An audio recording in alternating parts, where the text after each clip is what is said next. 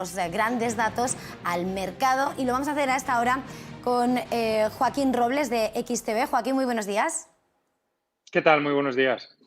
Bueno, pues querría empezar, no sé, poniendo sobre la mesa esa deuda que algún día habrá que pagar. Entiendo esas cifras de deuda que acabamos de dar, al tiempo que vemos a unos mercados hoy a un IBEX 35 que supera ese nivel de los 8.600, aunque los inversores tampoco se les ve demasiado convencidos, caídas tímidas en París o en Frankfurt.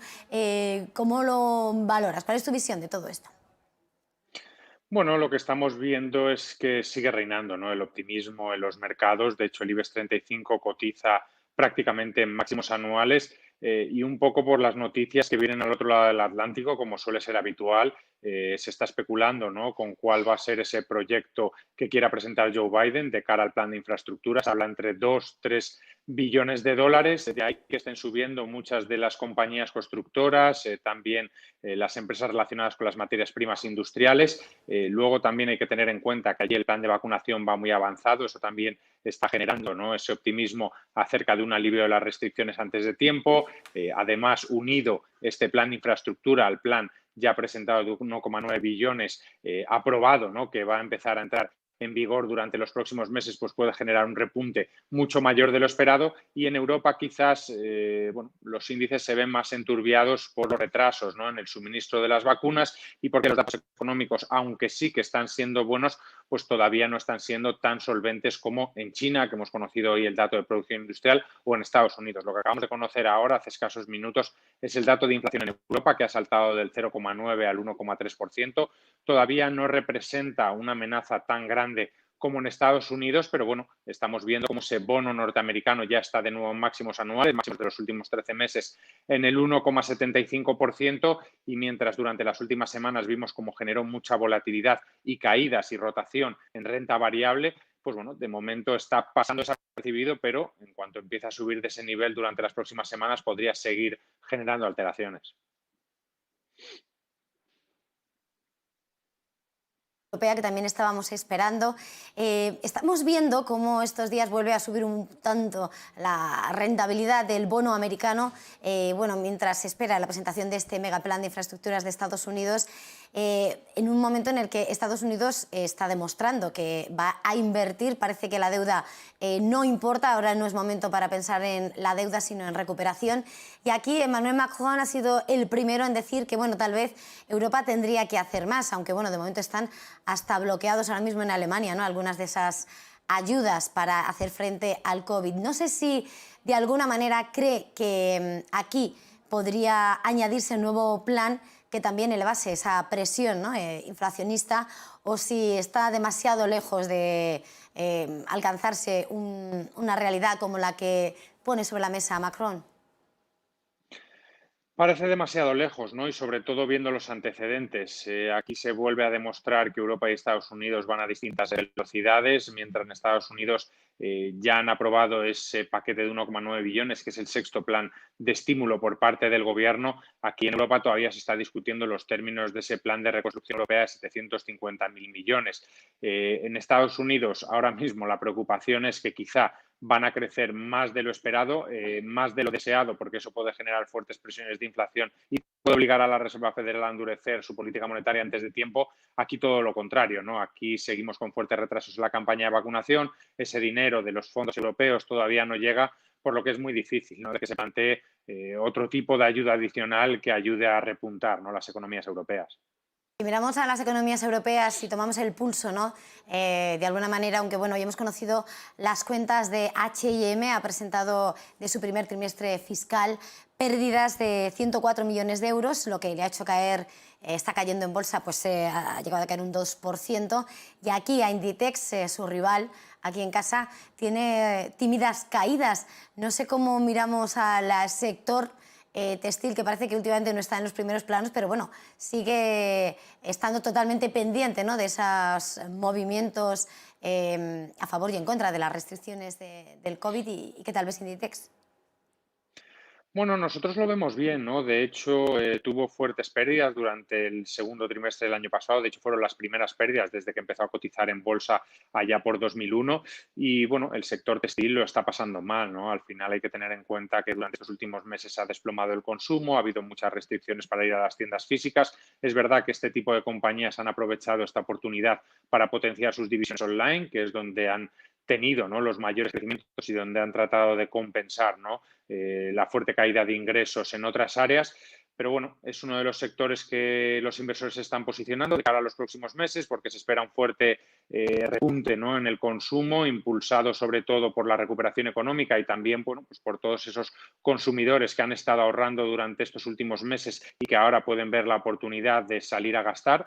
Pero bueno, va a ser complicado, ¿no? Porque ya estamos viendo, ¿no?, que muchas de estas empresas están viviendo de perspectivas, pero que poco a poco se van alejando, ¿no?, con estas continuas restricciones, con la aparición de nuevos, ¿no?, virus derivados del coronavirus, por lo que, bueno, seguimos viendo que tienen potencial, que pueden generar una oportunidad de inversión, pero que quizás todavía haya que esperar bastantes trimestres para ver cómo recuperan los resultados pre-COVID.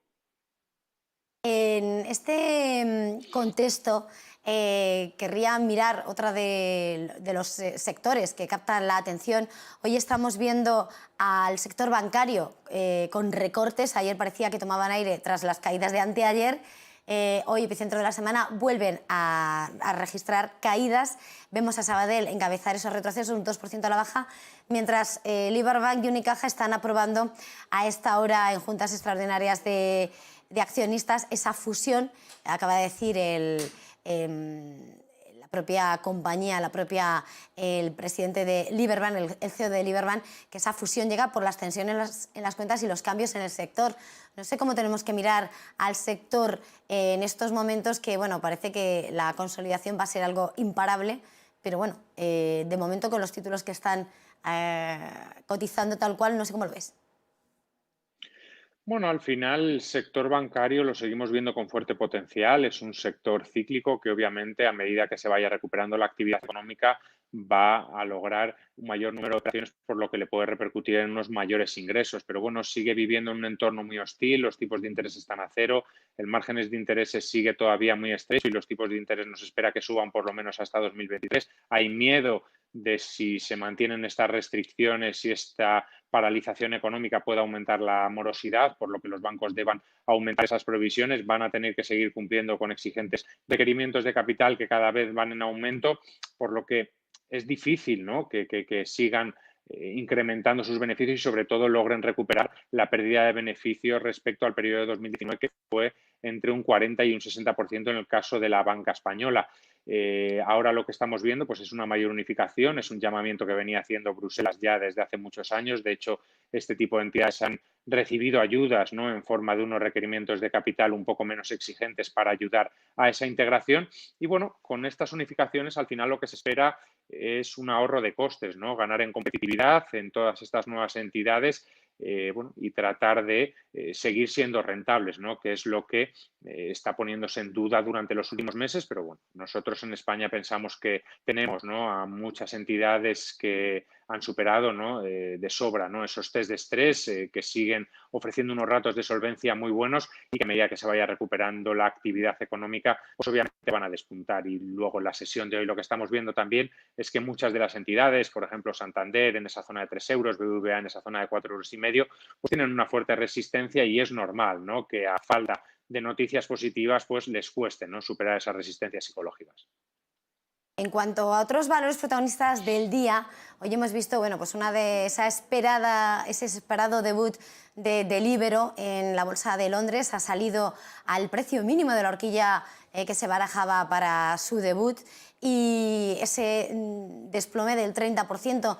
No sé qué te parece en cuanto a este debut o tal vez próximo debut de tecnológicas, no sé cómo lo ves. Bueno, realmente habría que ver, ¿no?, las perspectivas que tenía esta compañía. Seguramente, pues bueno, el precio, ¿no?, que le habían otorgado pudiera estar sobrevalorado. De hecho, así lo está recogiendo el sector. Y luego hay que tener en cuenta que estamos en un momento en el que los inversores parecen más centrados de ir a por valores cíclicos que se puedan ver beneficiados de la recuperación económica, que no a lo mejor empresas tecnológicas con un alto apalancamiento. Eso ha podido pasar factura durante esta salida a bolsa, pero bueno, veremos las siguientes. Quizás no ha sido en el mejor momento o no ha logrado atraer a los inversores que pudieran justificar esa valoración que le dieron previamente. En este contexto, también querría hacer una parada antes de pedirte una recomendación para terminar. Estamos viendo mañana reunión de la OPEP, parece que va a optar por mantener esos recortes de producción. Vemos cómo se recupera por la mínima hasta ahora el Brent en $64,22. ¿Qué podemos esperar y qué anticipan estos movimientos? Bueno, al final yo creo que el mercado del petróleo está descontando claramente que la OPEP y sus socios no van a actuar, que van a seguir con esa política de recortes de 7,4 millones. De hecho, lo que quieren es que durante las próximas semanas se genere cierto déficit en la oferta para que poco a poco pues vayan reduciendo esos inventarios, ¿no? Que los quieren llevar a mínimos de la media de los últimos 5 años de cara a los meses de septiembre-octubre. Arabia Saudí, por su parte, seguramente seguirá con ese recorte adicional y voluntario que tiene de 1 millón de barriles diarios y al final la estrategia yo creo que es clara, ¿no? Es estabilizar la demanda del petróleo durante los próximos meses, tratar, ¿no?, de reducir la oferta lo máximo posible, que los precios se estabilicen en un entorno de los $70 o superiores y a partir de ahí poco a poco ir incrementando la producción. Hay que tener en cuenta que estos países han sufrido mucho, ¿no?, durante los últimos meses unos déficits presupuestarios muy altos porque dependen en gran medida de los ingresos derivados del petróleo y obviamente pues están interesados, ¿no?, en subir la producción lo antes posible para ir poco a poco recuperando ese nivel de ingresos previo al estallido de la crisis. En este marco y antes de pedir, bueno, antes de despedirnos, Joaquín, ¿una recomendación? Bueno, nosotros lo que estamos viendo, una de las tendencias más claras de las últimas semanas, la estamos viendo con el dólar, ¿no? Hay muchos factores que ayudan, ¿no?, a esa apreciación. En un primer lugar, estamos viendo todos estos planes de estímulos, el de 1,9 billones, que es el 10% del PIB. Ahora se está hablando de uno de 2 billones para infraestructuras. Eso va a ayudar a la subida de las materias primas, a la creación de empleo, a la recuperación económica, por lo que también podría presionar, ¿no?, a la Reserva Federal a endurecer su política monetaria, como comentábamos anteriormente, y de ahí que poco a poco el dólar se está apreciando con todo el resto de las principales divisas. Entonces, en el eurodólar ya hemos visto, ¿no?, cómo rompió con mucha fuerza ese nivel de 1,18 y parece que se encamina, ¿no?, primero a ese nivel de soporte en 1,1650 y luego en ese 1,15 que, como siga así, ¿no?, la situación tanto en Europa como en Estados Unidos, podría llegar durante las próximas semanas. Pues estaremos muy pendientes de esos movimientos en las divisas y en el mercado con todos esos análisis y consejos que nos has dado esta mañana. Por cierto, que ya tenemos esa luz verde de los accionistas de Unicaja Banco y de Liberbank a la fusión ya para emerger ese quinto mayor banco en nuestro sector financiero. Joaquín Robles, Sales Manager de XTB, muchísimas gracias por este tiempo y feliz negocio. Igualmente, muchas gracias. Nosotros a las 11:15 de la mañana